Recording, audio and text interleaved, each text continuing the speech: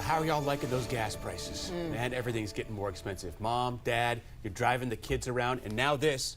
Babysitting rates have skyrocketed, up nearly 5% in the past year, dramatically outpacing inflation. That's according to the site Urban Sitter. So if you're looking for a sitter, what can you expect to pay here in the DMV? Melanie Hastings went digging for the answer. And at one time or another, every parent's going to need a sitter. Yeah.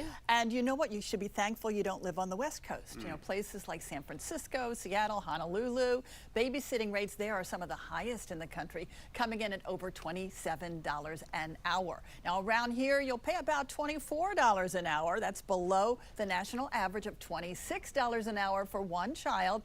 But to many parents, that still sounds like a lot. I spoke with DC Mom CEO Courtney Whittington, a mom of 4, about inflation in babysitters' pay. If you hire like a local teen, that could range between like $15 to $18 an hour for like 1 or 2 kids. But then if you have a professional that's like a professional nanny and this is their full-time job, they might charge, $25, $30 an hour. Babysitter pay varies with experience. If you're hiring a teen, you want to spell out exactly what you expect. You want to have clear expectations and communicate clearly, like, I don't want you on your phone. If the kids are asleep, could you please just wash up the dishes that you ate with? A full-time nanny can run up to $1,400 a week for 40 hours of work. Costs vary based on experience, location, responsibilities, and agency placement fees. The increase in babysitters' pay is driven by a labor shortage and a higher demand for qualified, experienced care. I think the biggest thing, it's like when you do have a babysitter, you have to think of the value they're adding to your life, whether that's being able to go on a date night, do something you really want to do, relationship building, and it's invaluable. It really is.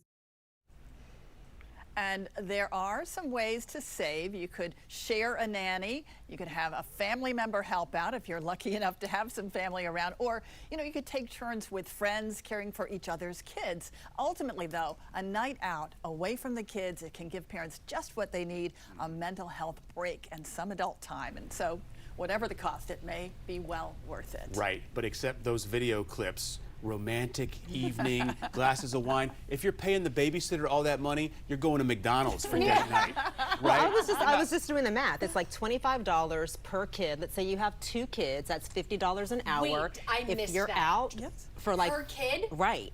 Well, it's $25 for one, Right. but then maybe $27 if you have 2. Okay. But so, still, yeah. like, okay, and when you have multiple kids, over like a 4-hour period. Consider like $100 Yeah. for babysitting. Well, now that, right. I mean, and so you got to add that onto the romantic date that you've had Yeah, at yeah. whatever ritzy restaurant you're going no, we're to. going to Subway. Right, we're getting sandwiches. so romantic over there in the Walgos. You better find a way to make it romantic at home. You do, exactly. When they go to bed. And you have to decide, do I want to spend $100 on my meal and then another $100 on my babysitter, or just stay home and save $200? Yeah. I don't want to come off like the cheap guy here, so I'm not going to do that. It is worth it. It is worth it. Thank you, Mel, for throwing us all Sound under like the you had bus. to choke that one out. Yeah.